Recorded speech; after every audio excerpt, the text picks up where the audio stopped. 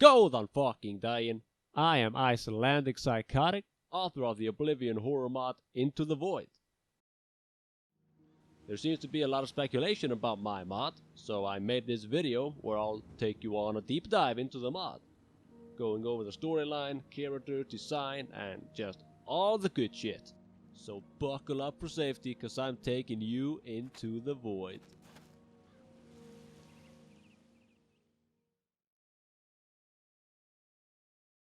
I started work on Into the Void in early 2021. Back then the mod was actually very different from how it ended up turning out. Originally it was just gonna be this simple dungeon crawling quest mod. I had never made a quest in the constructor set before, so I really had no idea how to go about it. The plan was to create a simple mod to teach myself how to create a quest. Try my hand at quest design, learning how to script a quest and just so on, wrap my head around it, before trying something more ambitious. Originally, the whole quest was just that the player would discover a dungeon full of necromancers under Katlu Chapel. The player would then get a quest to clear out this dungeon, and at the end of the dungeon he would fight a boss enemy, and he would get a cool magical artifact as a reward. And that was just the whole thing. Just the player goes down this multi-level dungeon, kills all the necromancers, gets a reward, and then it's just done. But then the gears in my mind started turning, and once they start, there's no stopping them. That's actually why the ESP file is just called Katlu Chapel Dungeon, because that's originally what I was gonna call the mod. When I make a mod, I create a unique prefix for the IDs of everything that's in the mod.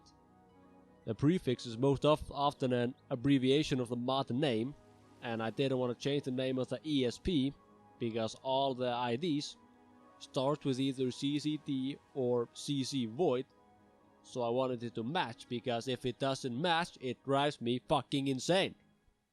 But yeah, while I'm working on the mod, I just realized that creating a quest in the construction set is actually very simple. Once you learn the mechanics, it's pretty straightforward.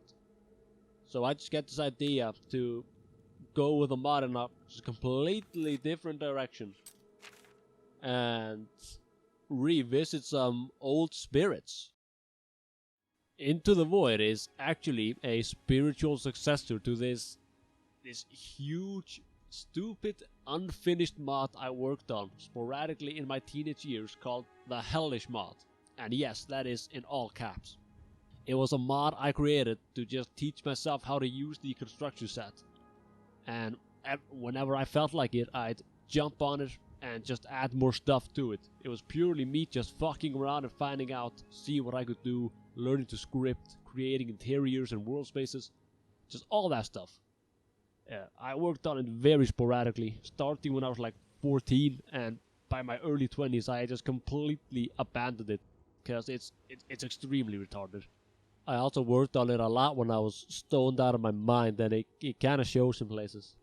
It's pretty much just this huge messy dungeon crawl, but I always wanted to do something with the ideas that were present in that mod. It's funny, but a lot of the stuff you see in Into the Void is actually ripped straight out of the Hellish mod. The corpse doors, the colored lights, a lot of creature designs and level designs. The Hellish mod also had this vague storyline of traveling into a hellish void world, but it's extremely vague. And yeah, like I said, I always wanted to do something with those ideas. And while working on Into the Void, I just got this crazy fucking idea that I could implement those ideas into this mod.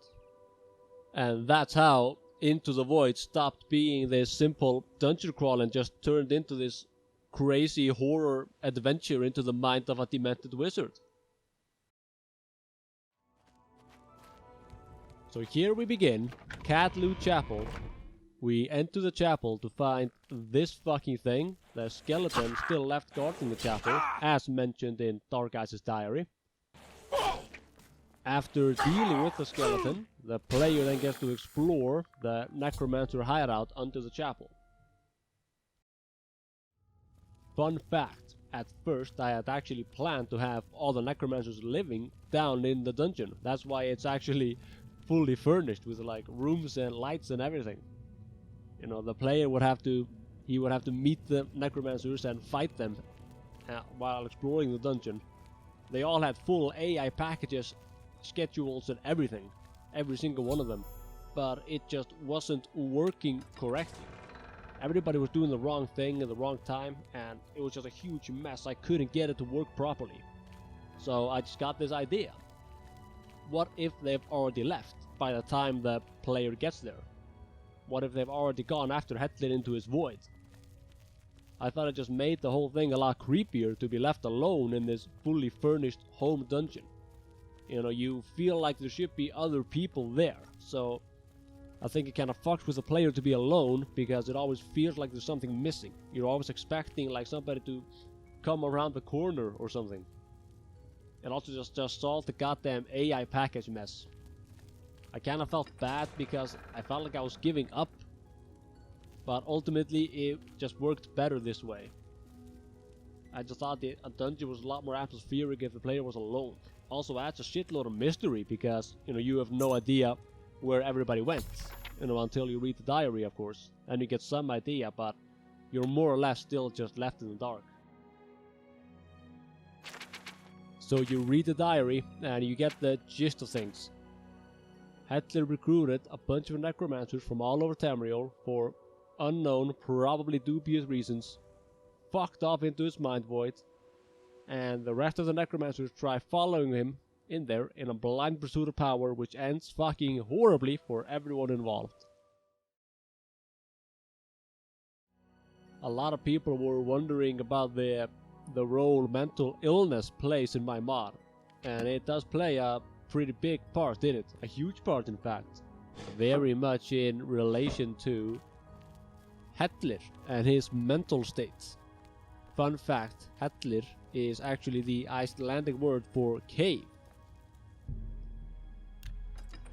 Right from the beginning there are very clear clues lying around which give us an insight into Hellir's mental state. The first one is actually Dark Ice's diary. You know, if you pay attention to what you're reading, we see that Hellir isolates himself, has poor hygiene, and acts aggressive towards the people closest to him. These are all symptoms of depression, which itself can evolve into a starting point for something much darker. And the second clue are the necromancer's bedrooms inside the living quarters. You know, if you explore the rooms, you'll see that each room has a named bed. So you can see, you know, which room was occupied by which necromancer. Like this room, it was occupied by Daryl Sewell, the Argonian necromancer you can find in the Dark Forests later in the mod. There, of course. Fun fact, his name is actually composed of two words from the Argonian language. Daryl, which means ecstasy, and Sewell, which means death. I think that's pretty cool. Anyway, the rooms, they carry a lot of personality. So you can, like, by exploring them, you can kind of gauge what kind of person the occupant was. Now, if you explore every room, you will find one at the end of the hallway opposite Enderon's room that has no bed or pretty much nothing in it. And if you explore every room, then by the law of elimination you can deduce that this is, or must be, Hellir's bedroom. And looking inside that room, you'll see it is nearly inhospitable. There's barely any furniture, there's blood and body parts, like on the floor. There's a dirty rug on the floor, probably where he slept. There's cobwebs everywhere, no lights. You know, any person who spends their days inside a room like that can't be mentally healthy. So from these two clues, we can assume that Hellir's mental state was, you know, not great. I think that, you know, something in his head cracked way before the events of the mod. And we've just seen the aftermath of him just going off the deep end.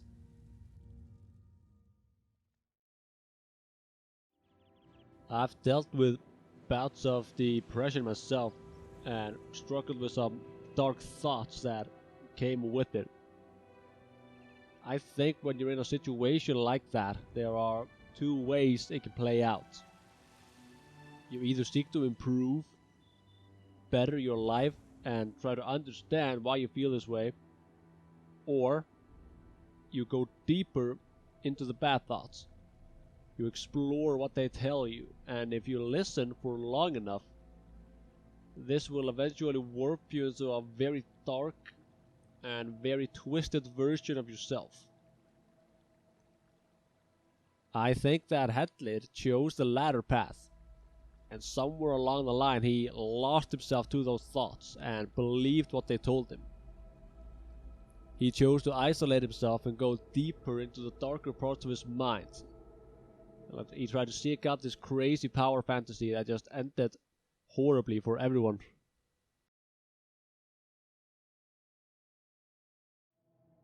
The storyline of the mod is vaguely told through level design and world building, and the 4 wizard books. The player may come across these books while traversing Hellish's mind void. There are 4 in total, and each one tells a short story of an anonymous wizard. The first one, the Wizard's Canyon, can be found right before entering the Dark Forest. It tells the story of an arrogant and wrathful wizard traveling through a dry desert canyon. Fun fact, this house was actually very different back when I was working on the mod. Originally it was going to be fully lit and everything, and these NPCs lying on the floor, they were actually alive and they would be roaming the house, and they were very friendly towards the player. Then when you would activate the skull, it would shut off all the lights, and the NPCs would be replaced with their dark selves, which would attack the player and he would be forced to kill them. The sound the skull makes when you activate it, it would have been looping until you killed them. And I mean, it was kind of cool, but I wasn't really feeling it. It just didn't really fit. Thought it was kind of too much. So I just opted for the more weird approach, just having them lying on the floor dead and then their bodies change. You know, it's way more mysterious that way, and that gets the player thinking, trying to rationalize it in his brain, and I think that's where the scariest part happens. There is the first book, like I was saying before I started dropping facts, fun facts. The second one, The Wizard's Descent, tells of a wizard who finds himself in complete darkness. Eventually he starts a conversation with his own reflection, after which dead trees spring from the ground around him. It's found in the basement of a house in the Dark Forest. The third one, The Wizard's Paranoia, tells of an angry, stressed, scared wizard who talks to himself and acts very erratically. It's found in one of the houses in a strange village town. The player reaches kind of mid-stage in the mod. The fourth one, The Wizard's Lament, tells of a wizard who is lost within his own mind. He can't remember himself and cannot recognize the world around him. In a brief moment of clarity, he realizes this is the end of a bitter path of ruin. It's found right before entering the castle.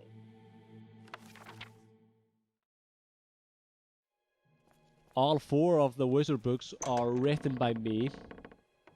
The easiest one was probably The Wizard's Canyon. It just sort of spilled out of me, and I just wrote it all in one sitting, if I remember correctly. The Wizard's Paranoia and The Wizard's Lament were the hardest to write. Paranoia was much longer. At first it was a lot of filler, and I trimmed it down significantly because I fucking hate filler. I think filler makes an artistic work lose momentum, and the audience gets they get disengaged, they lose interest when they see filler. I fucking hate filler. And the Witcher's Lament was also hard because I wanted the last paragraph to end up on the last page.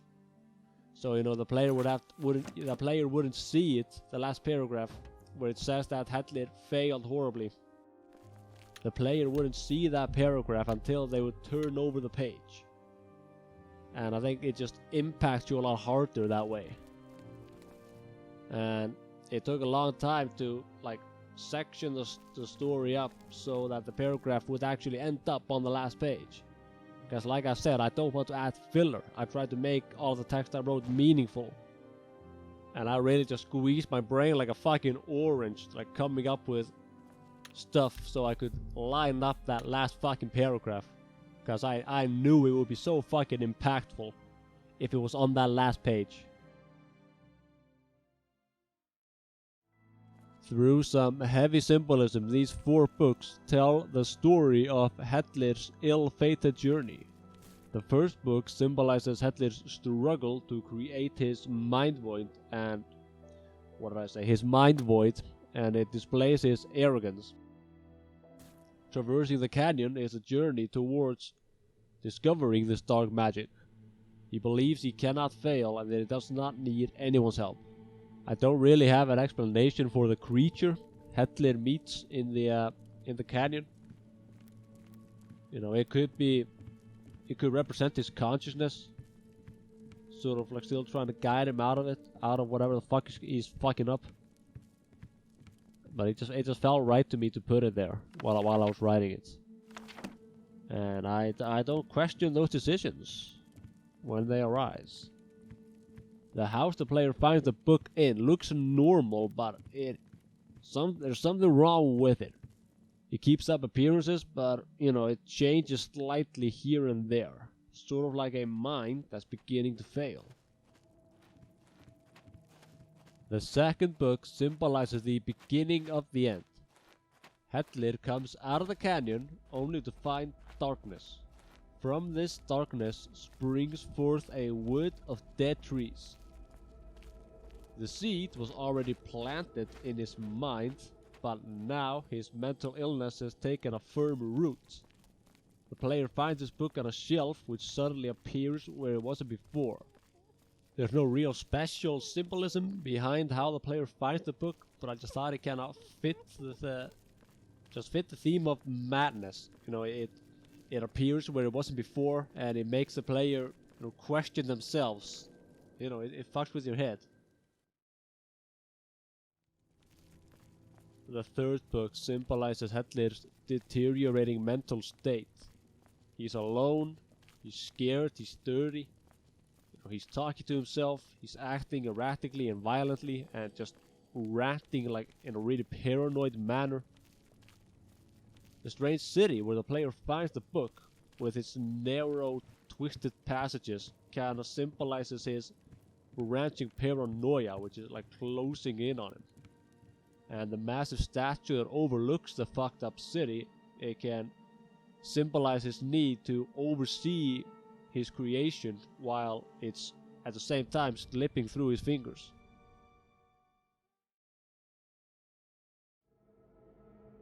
The fourth and final book symbolizes the bitter end of Hellir's journey. He's now barely sane, and that dark magic is twisting his body into something inhuman, which I think kind of symbolizes how mental illness can seriously change a person, just into a completely different human being, almost like a disturbing mockery of the person he or she used to be. Then in a brief moment of clarity, he gets a loose grip on reality, and he realizes that this is it. This is what his actions led to, and he fucked up. I think the empty house just kind of symbolizes his state right now. There's just nothing left of him. He's just an empty shell of what he used to be. There's no question that Hellir is an evil character, and he's no doubt done some terrible things in his life as a necromancer. but I still find it to be a tragic character. A human being is so full of potential, and it's very sad to see how life just leads some people down some very dark paths. You know, it's a sad thing to see that potential go to waste. I think a lot of people don't even notice it when it happens. I've always thought that the scariest thing about losing your mind is that you are the only one who isn't aware that it's happening. It's sort of related to the spiral, which I've talked about in a few of my previous videos. You know, that's the spiral is when your life is just getting like worse and worse, and you can't figure out why. You can't identify the source. And I think that's what Hellir was going through, and he went too deep. Because if you go too deep down the spiral, you can't get out. Like, you just get stuck in all these bad thoughts, and you end up acting on them, and you just fuck up your entire life. I think that's what Hellir was going through, and he just fucking cracked. Ended horribly for him. I think it really shows in just the state of him, how he looks when the player finally encounters him in his quarters in the castle. You know, it's even more horrible if you consider his intentions. He probably did all this in order to achieve some great lichdom tier power, but in the end he just turned himself into a crazed ghoul. He's emaciated, his skin has turned black and it's falling off. His eyes aren't human anymore. They've turned into just this weird mismatch of inhuman. I mean, he's wearing dirty rags and he can't even speak anymore. He just screams. He's deteriorated so far from the fearsome wizard that he used to be. He still retains his powerful magic, but it's essentially been left behind in the hands of a scared and confused child. We start our journey into the void in this skull tunnel. I can't exactly remember what the audio is. I think it's a single drum beat that I slowed down and messed with in Audacity. It reminded me of a heartbeat, so I felt it really fit well in the skull tunnel. It makes the whole place feel like a womb. Originally I had planned to create more of these skull tunnels. There was supposed to be like a sequence of them. But it was such a fucking massive undertaking that I just couldn't do it. This single short tunnel, it took me days to make. I was stacking skulls like for hours every single day. Every skull in here is stacked individually. I didn't copy paste a single skull. Because I knew if I would copy paste it, it wouldn't look as cool. In the vanilla game there are 15 of these skulls used in total. The construction set shows you how many instances of the object are used. Now, by the time I finished the skull tunnel, there were 4,231. I used one skull in the corpse pit, so we removed that one. Then we have 4,230. 4,230 minus 15 is 4,215. So there are 4,215 skulls in this tunnel. I stacked over 4,000 skulls, and by the time I finished the tunnel I was so burnt out. I dropped the mod for 2 months and I just didn't touch it for those 2 months, didn't even think about it. But after that I came back and I finished it, and it was so fucking worth it. If you consider how Hellir's mind void looks and behaves, it becomes sort of obvious that his dementia is tearing the place apart, and started to do so long before the player arrived. From the start, very few things look normal. Among the madness, there is a shred of normalcy to be found. Like, we see relatively complete spaces, rooms with 4 walls, a ceiling and a floor, and so on, but it's all wrong. Everything is decaying. There are symptoms of sickness all around. It's very inhospitable, and it's hard to believe somebody would want to live there. As you go deeper into the mind void, this shred of normalcy is completely stripped away. when you go deeper, nothing makes sense anymore. It's like a mess of memories that are hammered together in an attempt to form something coherent. It's clear that the mind mode is more unstable the deeper you go. The player is very much traveling through a dying world, kinda like Soul Reaver on the PS1. There were some complaints about like puzzles and such not making sense in the later stages of the mod, but you have to consider that you are deep inside the mind of a person who is in the final stages of dementia.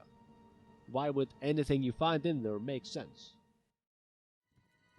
After traveling through the chaotic ruins, right after finding the last wizard book, we enter Hellish Castle. Now you can think of this as Hellish Bastion. It's his safe space. It's a monument to his own ego, and at the same time, it's a desperate attempt to keep things normal. Everything in here is just wrong. Stuff's floating in the air, and there are chunks of walls missing. Nothing in here makes sense. In constructing this castle, I think Hellir was desperately trying to retain a sense of normalcy, but he just ended up constructing something really crude and messed up. The whole castle, it's one giant representation of dementia. It's inspired by one of the Caretaker's album covers. The cover for stage 3 of Everywhere at the End of Time. When I saw it for the first time, I wasn't really sure what I was looking at. And I looked it up online, and it's actually a vase. And it got me thinking about the idea of things that you've known your whole life just suddenly becoming entirely alien to you. It's almost like an error in reality. And I used that mindset while constructing Hellish Castle. I think walking through Hellish Castle is a very tragic thing to experience, I think. It makes me think what I said about earlier about how mental illness can turn people into a mockery of themselves. I get the same feeling from this castle. This grandiose monument just ends up becoming a very distorted symbol of failure. It's really ironic in a really sad way. The falling corpse in the center of the castle, it took a really long time to get right. I spent a whole day of just trial and error before I finally fucking nailed it. If you're a modder yourself, you may have noticed that there isn't any path grid in this cell. That's because I discovered it was actually the path grid that was fucking with the corpse. Like, it wouldn't fall correctly if the path grid was present, so I had to just get rid of it. When I was going through some dark times in my life, this is very much how I felt. Like I was just continuously falling and I never hit the ground. I've heard other people actually say the same thing. I think it also fits with the whole theme of the mod, because it's like a symbolization of just losing control. You just keep falling and it never stops. I also think that Oblivion's music plays wonderfully into this whole scene. It's really beautiful.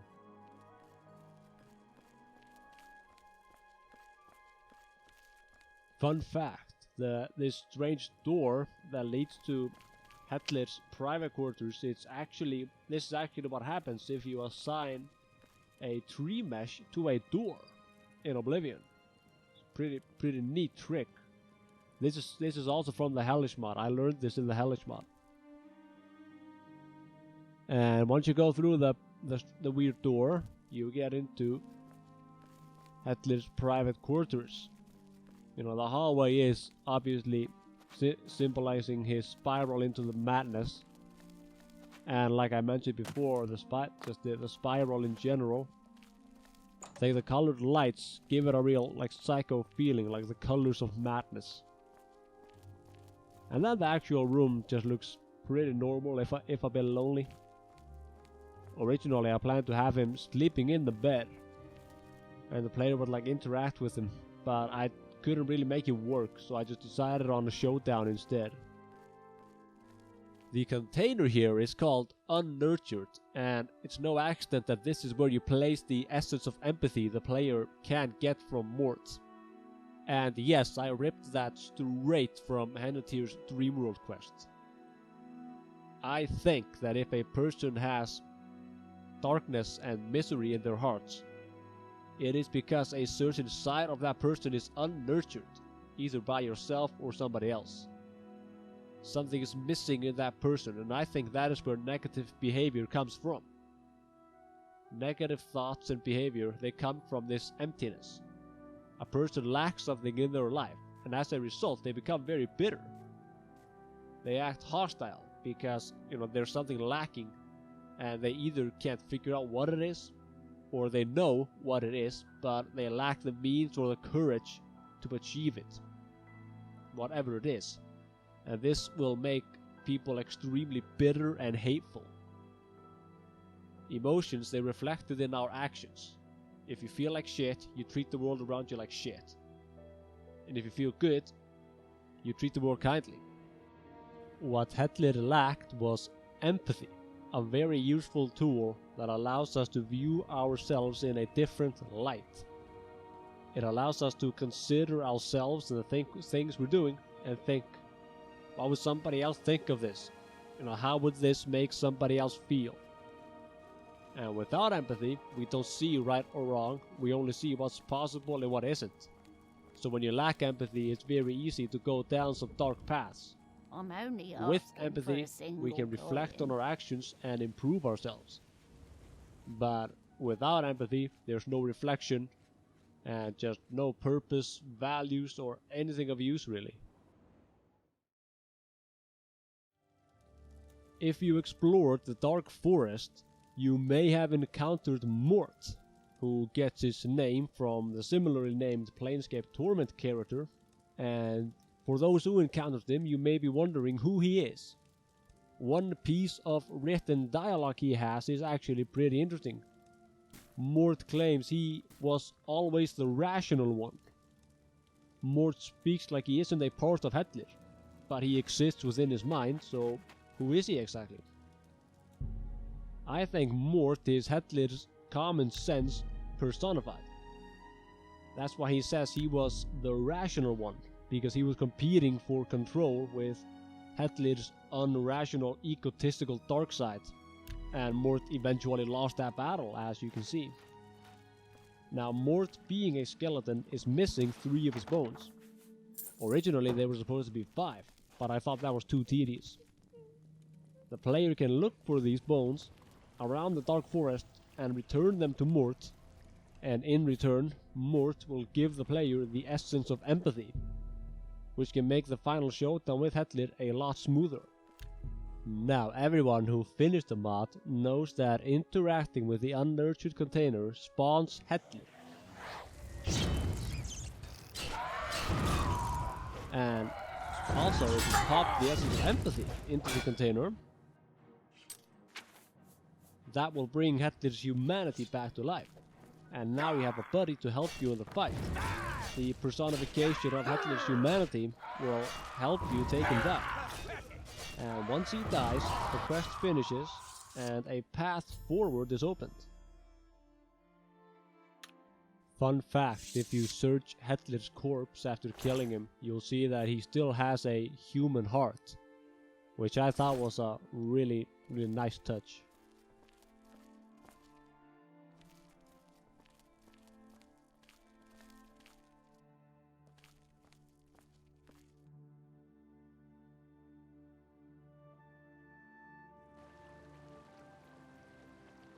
I'm not really sure what to call this area here, this little island. I think it's a place everybody wants to end up, one way or another. It's a place where we've accepted the choices we made. We've accepted the life we lived. And we are just at peace with ourselves. Because that's a much harder thing to achieve than one might think.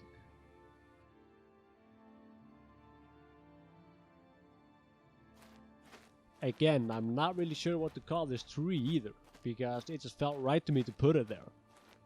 When I saw this image in my mind, the tree was there inside in the middle of the fort. You know, it could be God, it could be you. It's really just up to interpretation what it is. And if the dementia thing wasn't cemented enough, here's a caretaker reference. This fort took me a long time to make. I had never made a fort in the construction set before, so it took some figuring out. And it just felt really right to put it here. You know, you get the feeling that it's always been there, like it's stood the test of time. It's strong and it's unmovable, but its time has passed and now it's a ruin. In a sense, it's dead, but you can see the plants are growing all over it, showing that life goes on with or without you. It plays into the whole cycle of death and rebirth, the change of self, abandoning your old self, who you were, and rising from the ashes anew. Fun fact, in this book, everything but the first sentence is AI generated. I wanted to create like nonsensical text, so I put it in an AI generator, and I liked what came out. The collect hearts to sleep message from the corpse doors, that's also AI generated. That's from a Facebook page, one of those bot pages that like shitpost bot 5000, and it was some page like that posted AI ramblings, and that one always just stuck with me. And if you're asking yourself who the robed skeleton at the top of the fort is, some say he saw the remains of a certain wizard's mortal coil. Because in the end, all we leave behind is a reputation and a set of bones.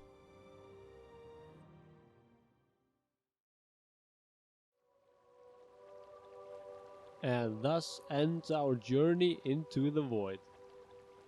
I hope you liked the mod if you played it. Took me a very long time to make. I poured a lot of heart and soul into it. Blood and tears as well. I think it's great to see the positive response the mod has received. And if you had any questions about it, I hope this video helped shed some light on whatever your thoughts were.